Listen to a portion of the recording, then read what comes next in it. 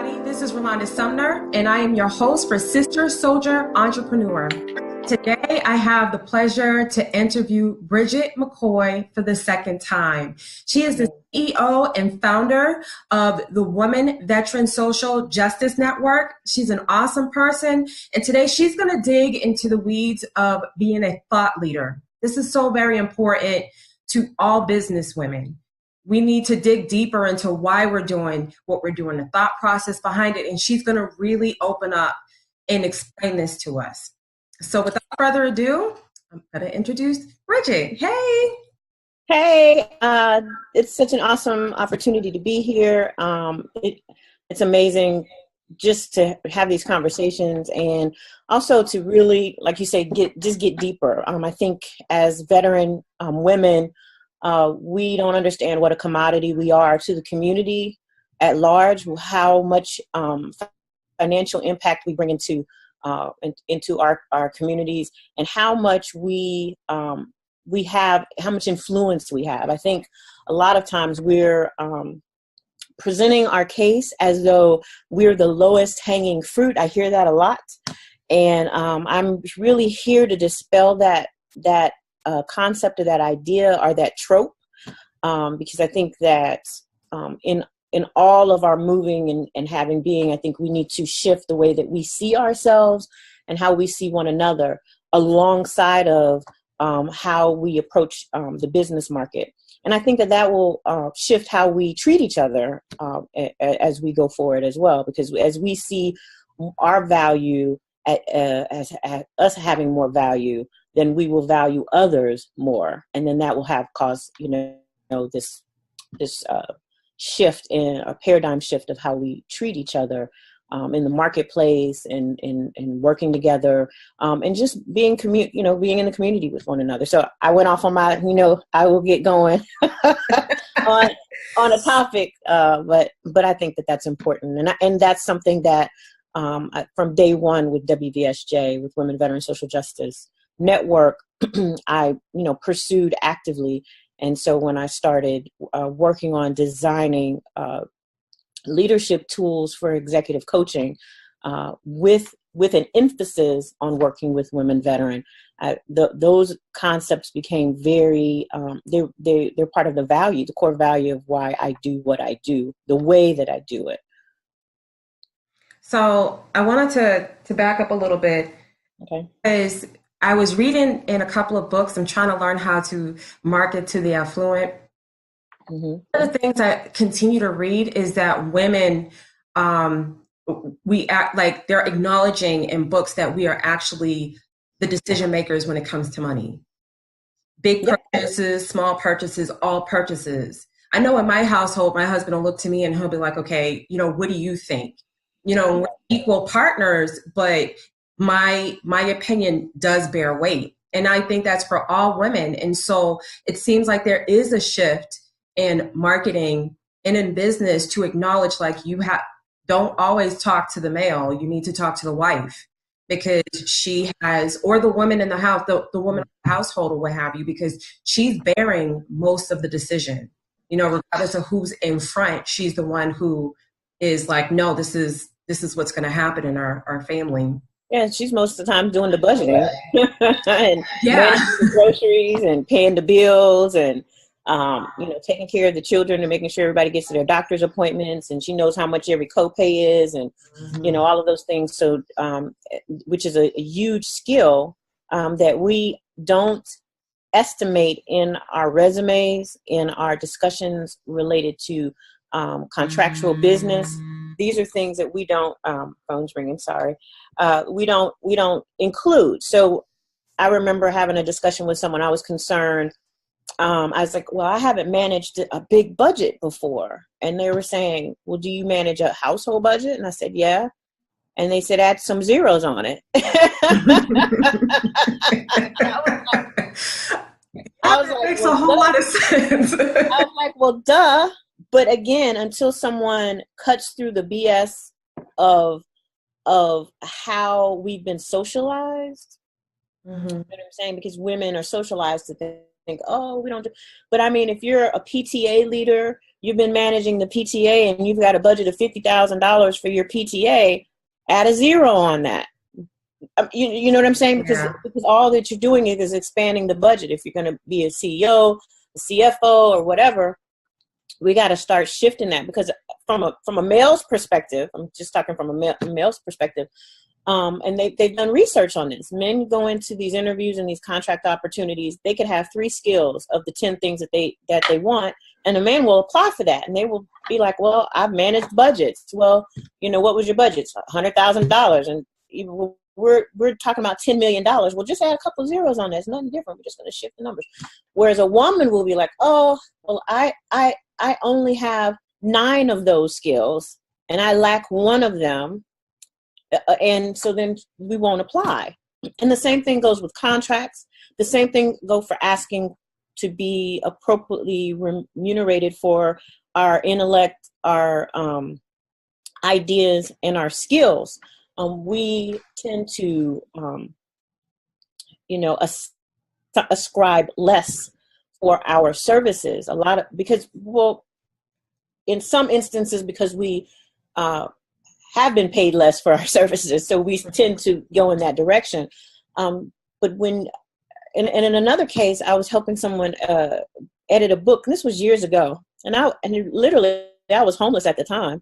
And I was helping somebody edit their book, and they said, well, once this is over, what kind of job do you think you could have? And I said, oh, I think I need to be doing this and this and this. And they said, well, what kind of salary would you want? I said between $60,000 and $80,000. And the person scoffed at me. Now I'm helping them; they're paying me to edit their book for this work, I say scoff. Let me say they were taken aback by the fact that I had ascribed myself at that point, because they were looking at me like, oh, she's homeless, she's got this and this, but they didn't realize that I had worked in in investments and financial services for a number of years. And so they didn't have that information. And so the other challenge for us as women who are business women, we really need to have a CV.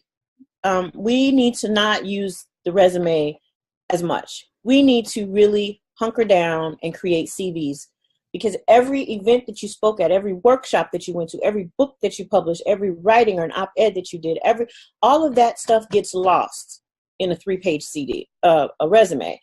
But what I'm understanding CVs, and this came from a professional and a professor who said there's some people who have CVs that are 30, 40 pages long, And so, yeah, right. Because I said, well, what's the length? Is it 6 pages? Is it 8 pages? And they said, I've seen them as big as this. So I said, wow, that gives me a lot more leverage room.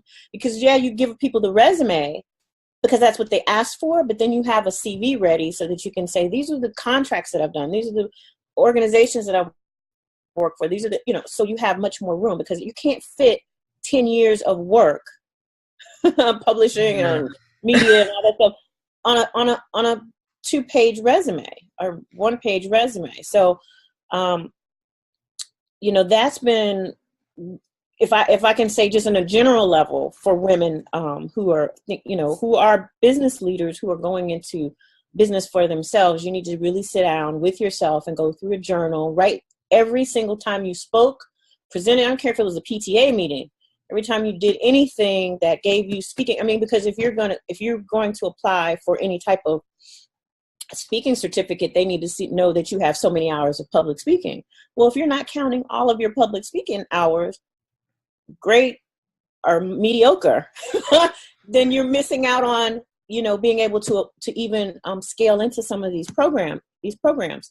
So I and this is more of like how I talk to my ambassadors. These are kinds of things that I have conversations with ambassadors about, related to, how to shift your perspective about yourself and how to shift your perspective about the women and men that you're going to be working with as an ambassador. Because as we find more value in ourselves, as I said before, then we will tend to have more value of others. We'll tend to not devalue someone because they don't present right away.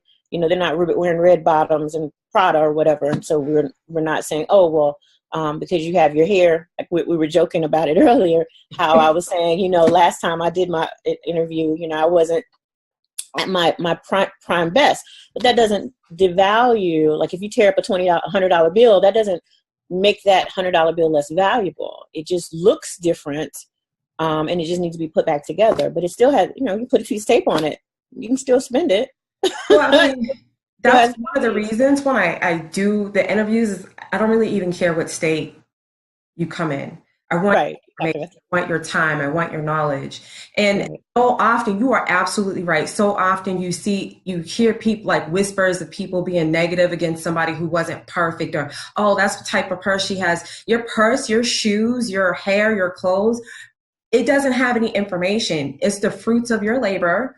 But if you're like, look, this is the best I could get done today. For me, this was great. Lovely. Thank you. You want the person's knowledge, right?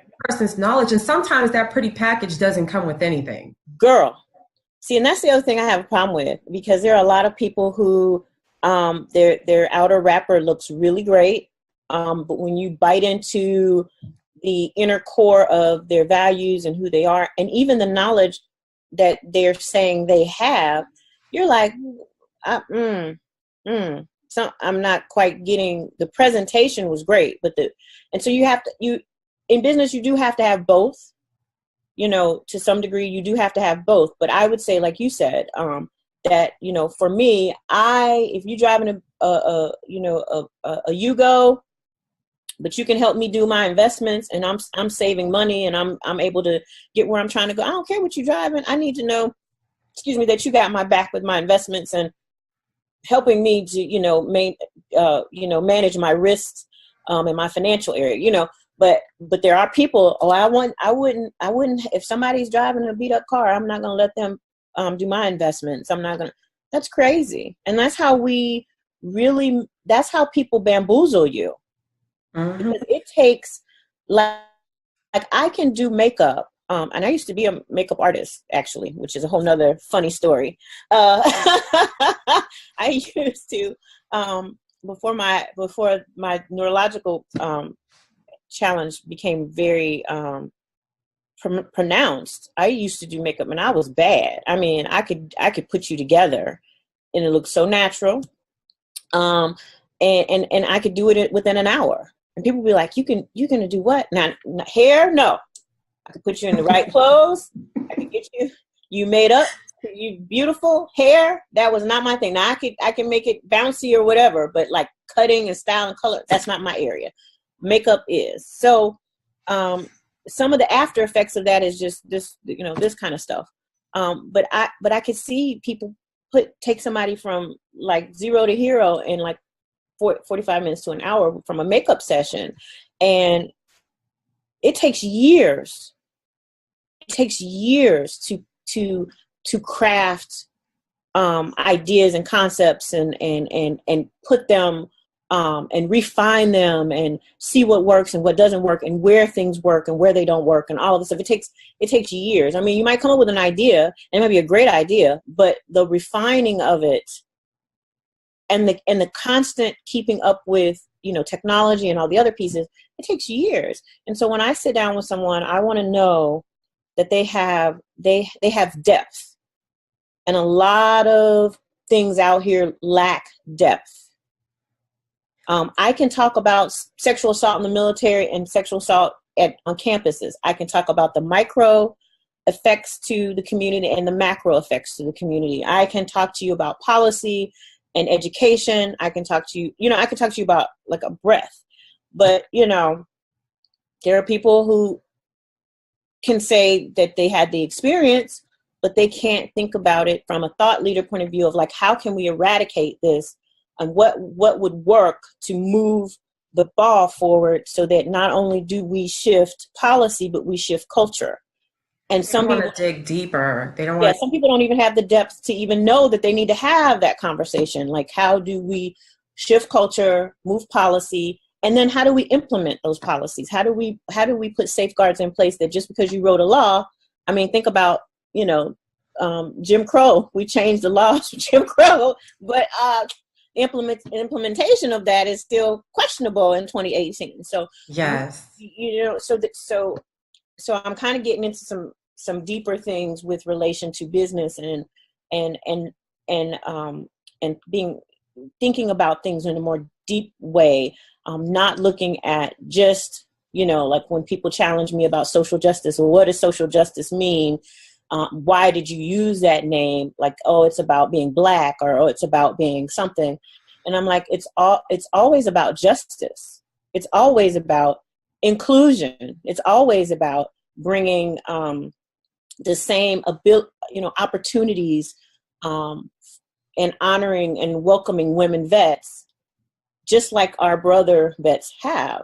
It's always about leveling the playing ground so that we, not to take anything away from anybody, but to make sure that we have the ability to stand on with everything that we have at the same level, and be honored. If it's an honorable thing to serve, then women veterans should be honored at the same hero level. That's my term. I might need to trademark that, but hero level as other veteran who serve, whether that's a Navy SEAL or a Marine or whatever. You can't have those areas if you don't have the supports, and you don't have the women going on the teams, kicking in the doors and all that stuff together. That it's all a together thing. And so we've got to stop all this siloing and separating.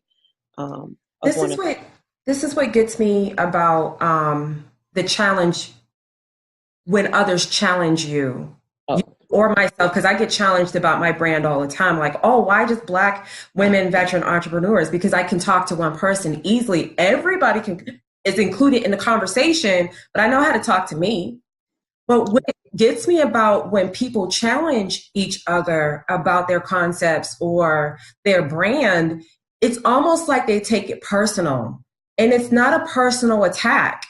It's saying, it's not a personal attack. It's not to exclude you. So let's have this real conversation, because we get ready to go off on another tangent.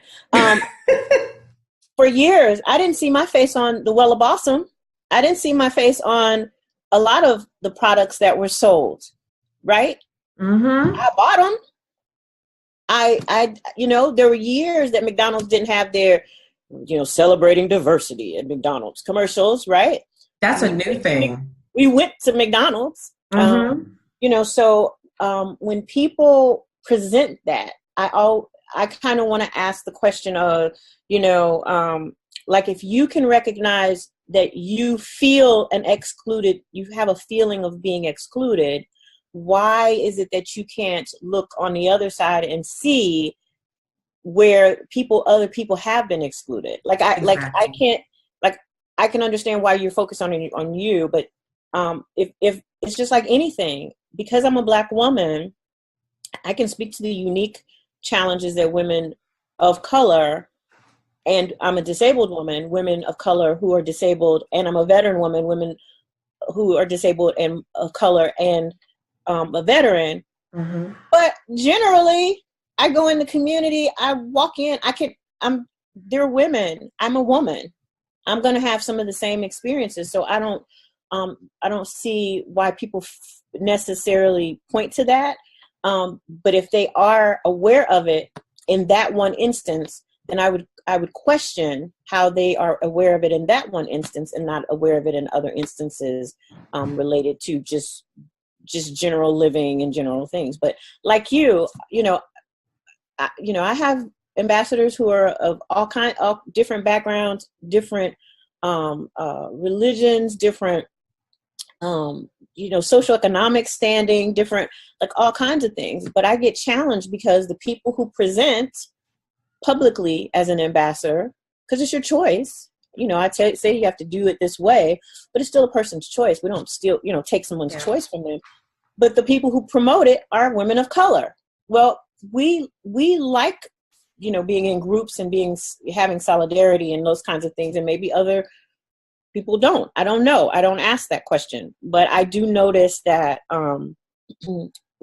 we as women of color have are challenged more with our products and our services about why we aren't being diverse, when I can't make people buy my products, just like you can't make people not buy your products. You know, like I can't say, well, you're another persuasion.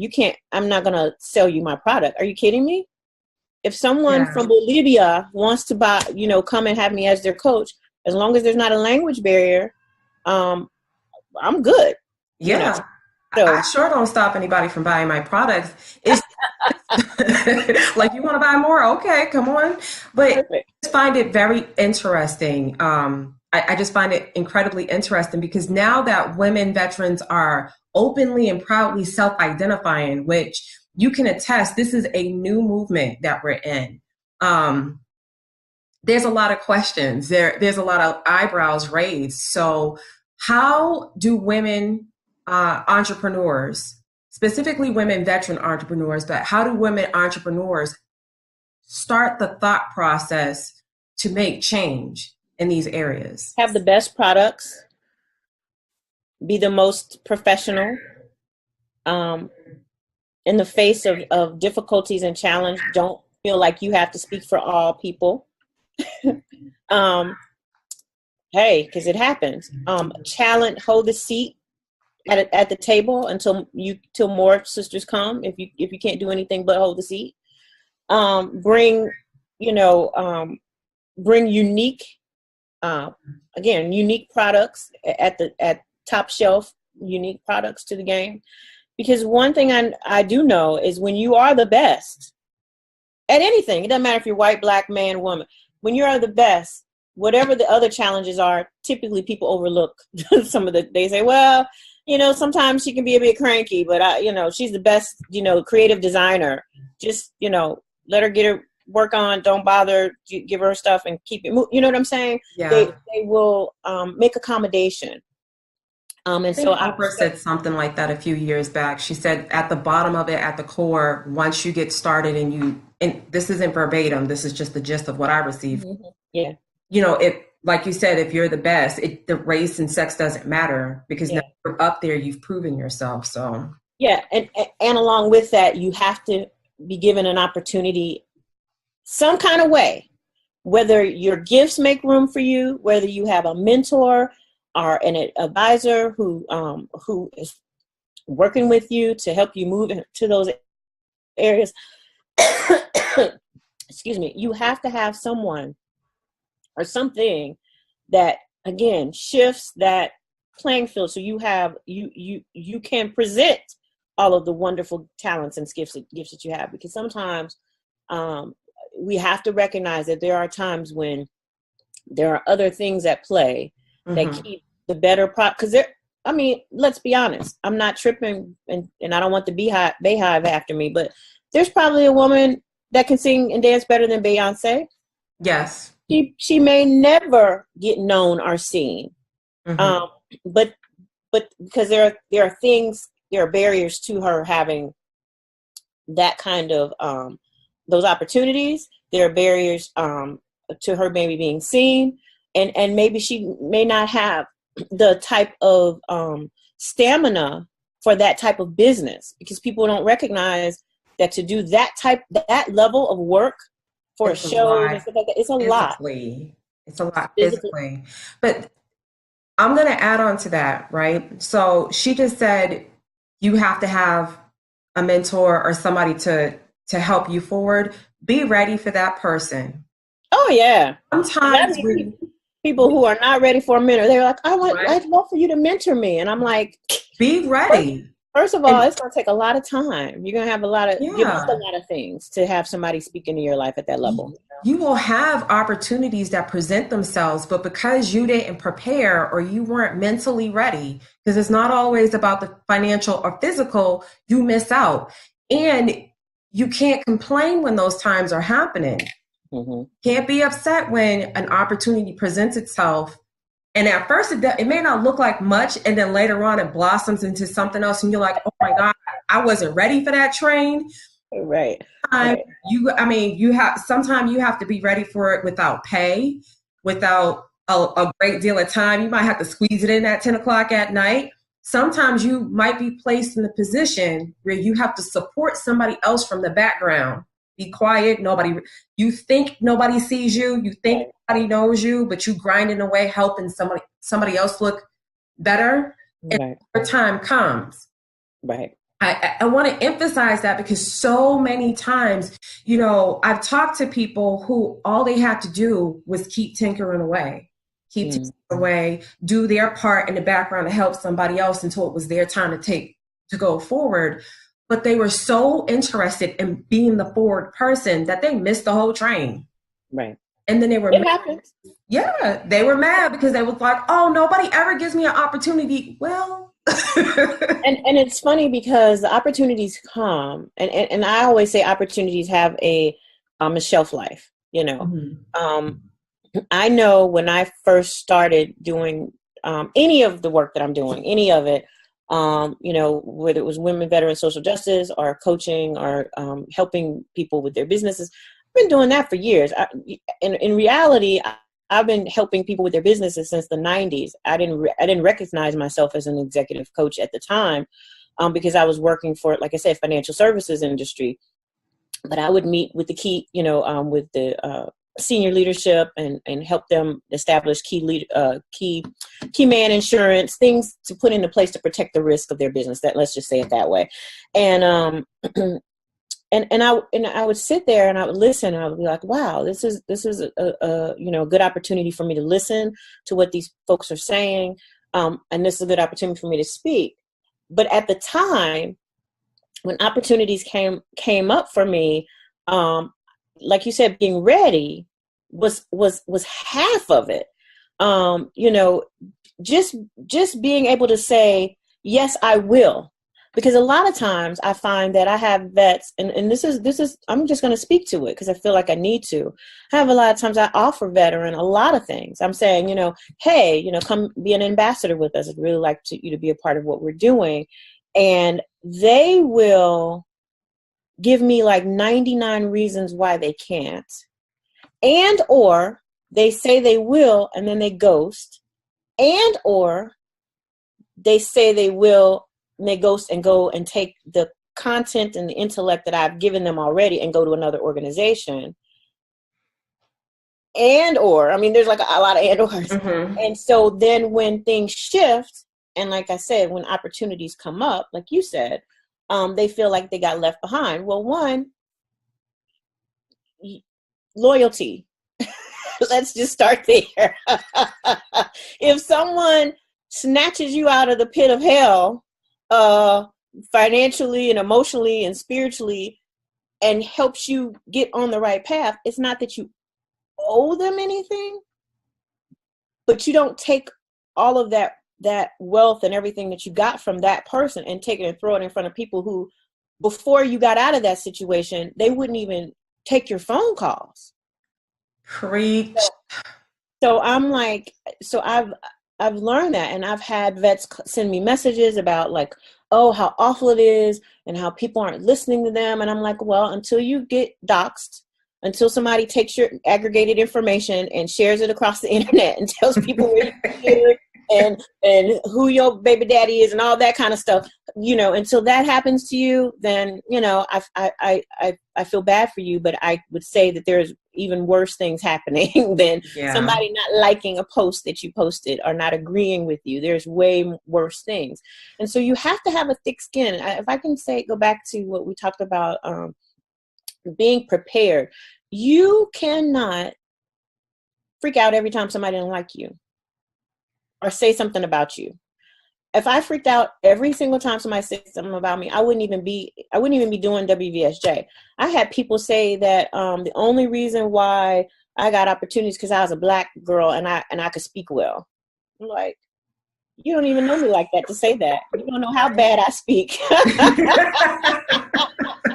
If you haven't heard me speak my best, and you haven't heard me speak my worst. So, right.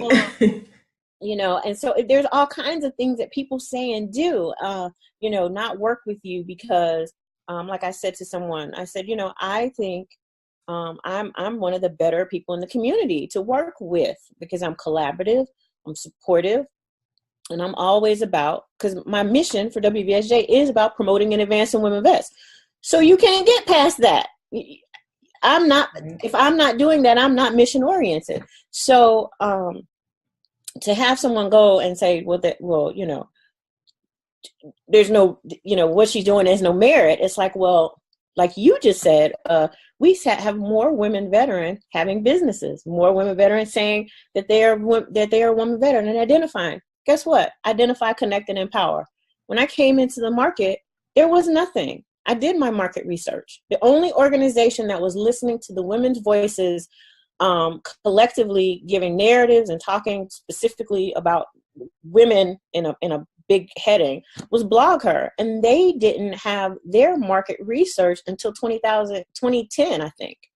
And you can go look that up. That's Googleable. You can look. I think it was either 2009 or 10. They did their market research to find that women, having a women-only platform where women could share their narratives, promote different things within a community of technology community, was financially profitable.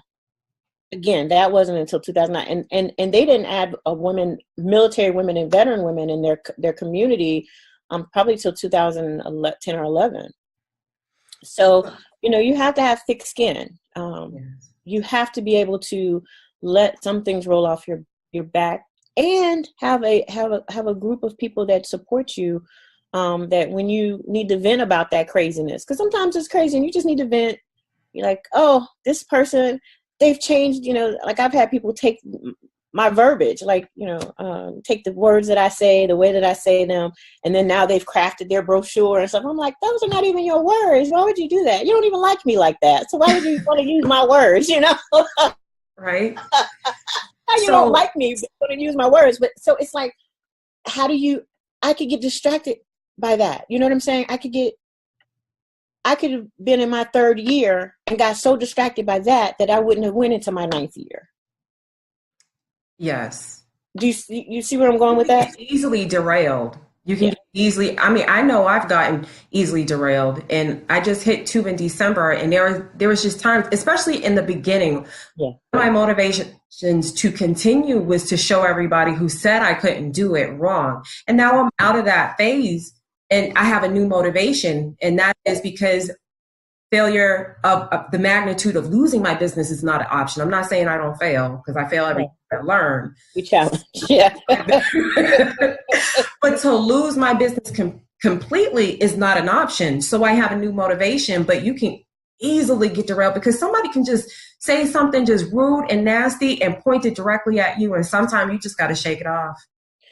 I mean, and you got to realize, pray, or you'd be like, you know what? There's something about me that got you upset, and I'm sorry. I'm raw. I'm just doing who I am. Yeah, sometimes your light illuminates the darkness in others. Yes. Quotable. You can take that into the bank on that one. You can be such a bright light that the light, you know, you illuminate something in someone, and sometimes they don't even know it's there.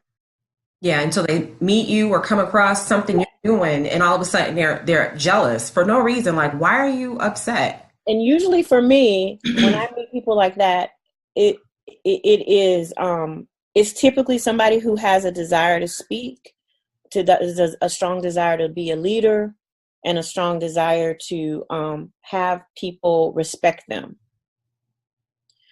And I recognize it because when I was in my 20s, it bothered me because I'd go places and people would respond to me a certain way, and I'd be like, well, I didn't even come in here like I was taking over. I just came and sat down.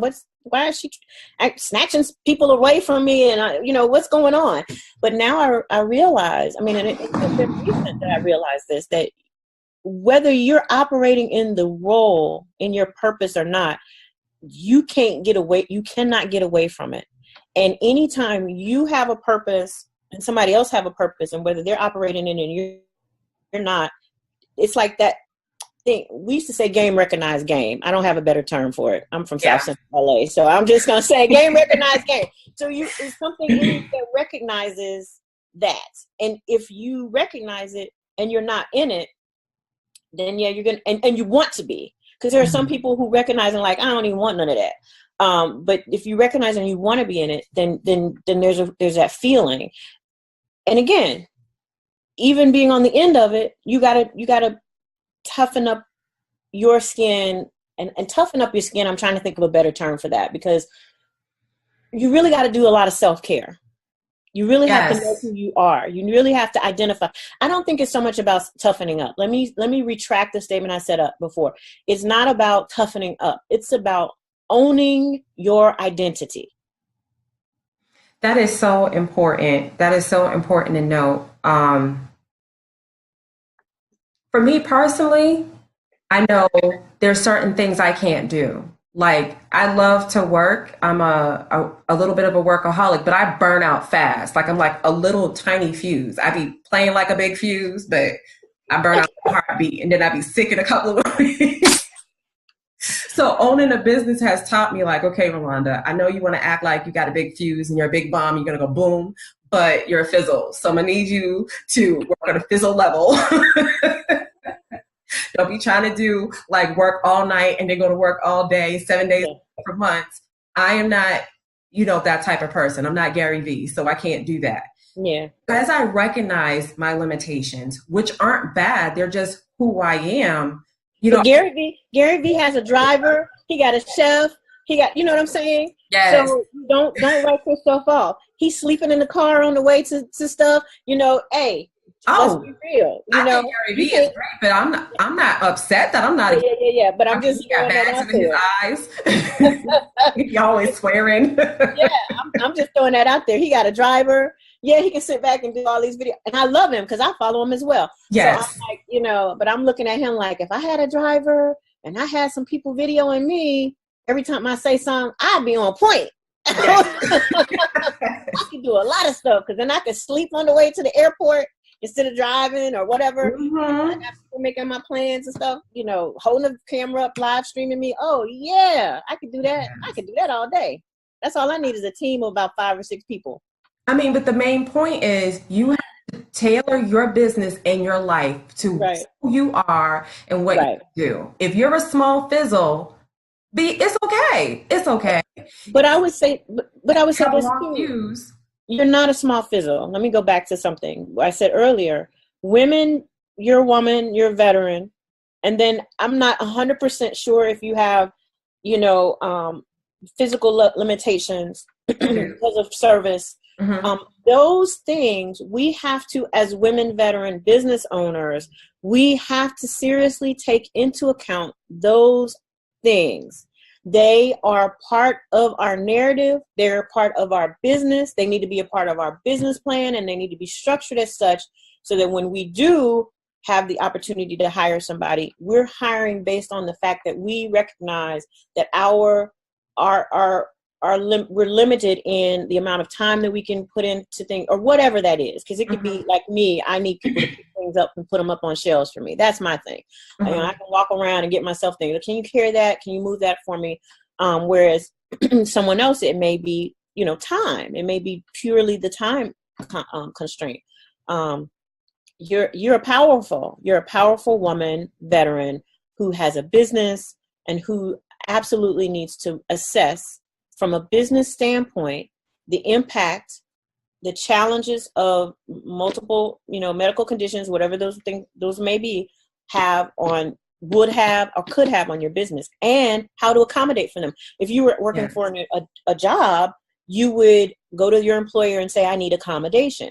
Then you, as your own advocate, need to look at those things and check them against other businesses and see how a person would accommodate for an employee with your challenges. If that would be to have certain writing tools or videos, whatever those things are. Because I don't want you to undervaluate how much you bring to the table only because of a medical condition. Do you see what I'm saying? Yeah. Thank you for that, because I do need to change my vocabulary and how I make that description. So I appreciate that. I'll definitely work on that. You're good to go. We're going to move on to the ambassador program. Yes. Okay, so I just became an ambassador. Yay! Those people who I was like, nah, I don't know, and I'm gonna hold on for a second. I don't have the money. And honestly, when the opportunity came and I did have all my ducks in a row perfect to my liking, BriGette was there with open arms, like, okay, I've been waiting for you. Yeah. Program is awesome because what she does is your donation pays for tools for you to be a better better business owner.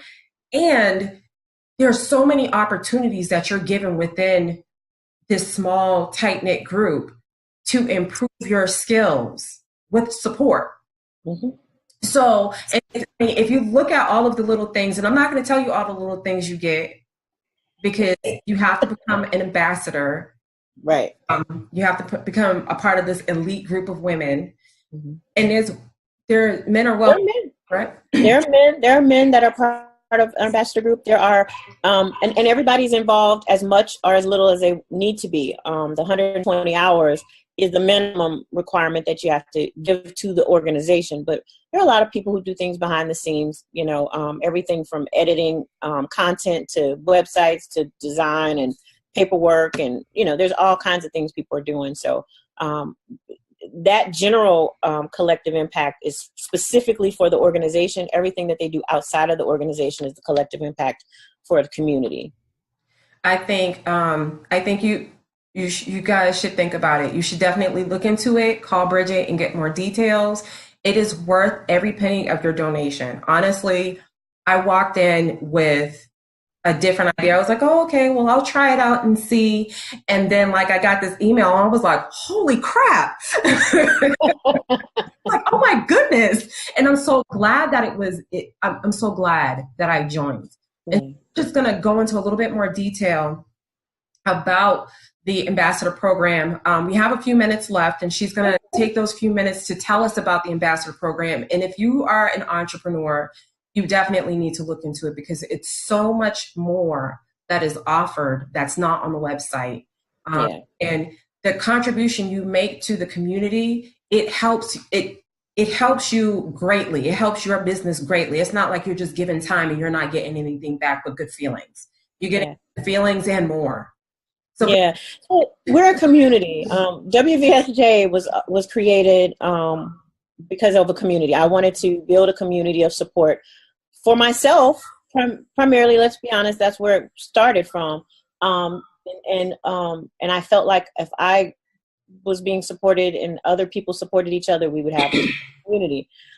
When I found that I needed to move the organization from just a peer support online group to an actual nonprofit organization, I recognized that we needed to do something to advance women veteran within the community, again, at the same hero level as our male counterparts. What I found in that context was that there were other people, women who had never served a day, men who had never served a day, who could benefit from the organization and the support that we offered. And so one of the things that I decided, I said, based on, what I saw in society, I didn't want to have a membership-based group. I wanted people to invest in what was important to them.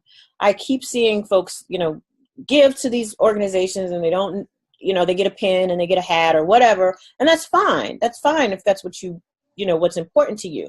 But what I recognized is that our donor dollars and our impact was going to organizations that were not moving us to scale in the community.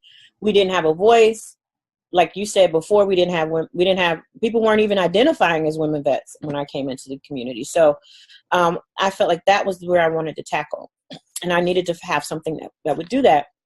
But I also recognized that we didn't have a seat at the table at most of the tables that we needed to be able to do that. And so by creating the ambassador program, it helped grow our leadership out so that we could have people who were committed to community activism, committed to philanthropy, committed to growing a organization that is supporting them as a business leader.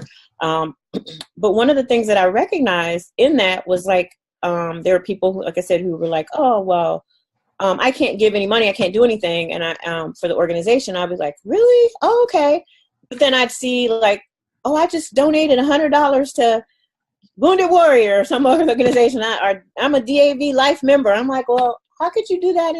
And we're over here like we can't pay our web developer. I mean, so I said, we got to do something different. So that part came alongside of it. We initially didn't have a minimum for hours that you had to donate to the organization. But what I came to understand is, in order to get you civically engaged, in order to teach you philanthropy, in order to, really bring together a community that supports each other business-wise, that we needed to have folks to donate to the organization, not because we necessarily needed the money, which we benefit from having the financial resource, but because we're teaching you a new paradigm. We're teaching you to invest in yourself. We're teaching you to invest in others that you value. And we're teaching you how to come together in a collaborative way. And so we creatively source a lot of things. And so, that's part of what, the other part of what we're doing. So there are tools, and I am a tech person. So we reached out to organizations to get tech tools to help us be more, because in order to do the work that I was doing before, I needed to have technology to do that, to do it in a better way. And so through that process, so we also teach people how to use technology in creative ways so that it does support your business, but it also supports the community, and we bring everybody together.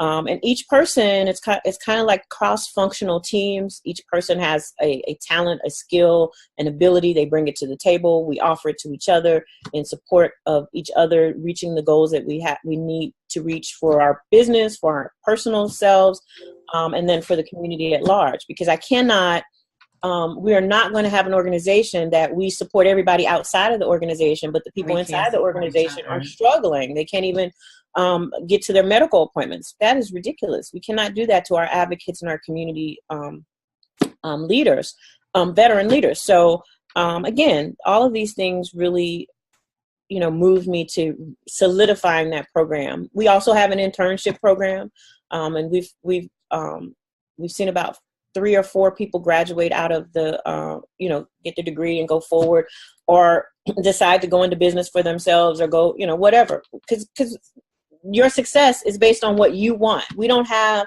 a hierarchical plan to say that you have to do these 12 things the way that we're saying to do them, and then you have success. Because if you're a mama and you want to have a better relationship with your children or your spouse or whatever, then if that's what we want to give you the tools for that. We don't want to take you off of that path on the being a C-suite business leader. I mean, if that is not on your path, then that's crazy. That's not helping you be successful. That's stressing you out. And vice versa. If you're a worker bee and you want to move up into a director level position, or a CEO level position in an appropriate way that supports you with everything else you got going on, that's what we're here for. So we've been, WVSJ as an organization, we've coached hundreds of people. I can honestly say it's been hundreds of people, everything from how to do research to, not taking a job that's going to really suck your soul out of you, just let's look at some other options. You have options. I think one of our best things is that we are like a sandbox. You can come, test out ideas and concepts. We can bring them forward to the other partnerships that we have and the other collaborations that we have with other ambassadors. And through those relationships, we can say, well, let's try this out. Like I posted, I'm with Few, and I've been teaching workshops with Few for 3 or 4 years now. And this is like the first time someone posted like the event of me actually teaching a technology workshop. I've taught probably 4 or 5, at least 4 or 5 workshops with Few, specifically with that. But again, that's that relationship. Few has come, and we're a national partner with them. And that opens us up as well for opportunities for executive level coaching and training and interacting with federally employed women who are working for organizations like the VA and the Department of Defense and Department of Interior, things like that. So there's like all of these other opportunities. Well, people are like, well, why don't you have a membership? Well, I can have a membership, but I mean, you pay a fee and you get opportunity for something, but are you gonna actively participate? And see, that's what the difference is with the ambassadors. We want people who are actively engaging and participating and learning these pillars so they can take that forward in their life, and then they can impact other communities because of it. Go ahead. I hate to abruptly stop. My battery is about to die. Shame on me. No worries. Charging. But so I'm going to put all the contact information for BriGette and the WVSJ at the bottom, as well as a separate link for the ambassador group. I definitely want you to check it out. If you have any questions from me as being a new ambassador, go ahead and put those below in the comment section and I will answer them. But ladies, you know, self-identifying as a woman veteran and as an entrepreneur is important. And this group is going to support you in that and give you tools, not even just support you in it and say, yeah, go ahead and do it, but they're going to give you tools and different opportunities that will allow you to do that on your own terms in a way that works for you and all the things you have going on. There's so many opportunities in this, and it's a donation and you get so much out of your donation. How many times do you donate something and you just get fuzzy feelings? I like fuzzy feelings, but I also need a return sometimes. Right. You need a return on that investment of your time and your money and stuff. Yeah, you do. Yeah. But thank you so much for the opportunity. And I know I went on a little bit on a rant, but it's absolutely that's just who I am, I think. Well, I want to thank you. My computer is about to shut off, so I want to thank you before it shuts off. And we'll talk soon. I know we got some things coming up that we got to talk about anyway, but thank you for coming on a second time. I absolutely come by. Thank you for having me. I appreciate it. Have a great day. You too. Bye-bye.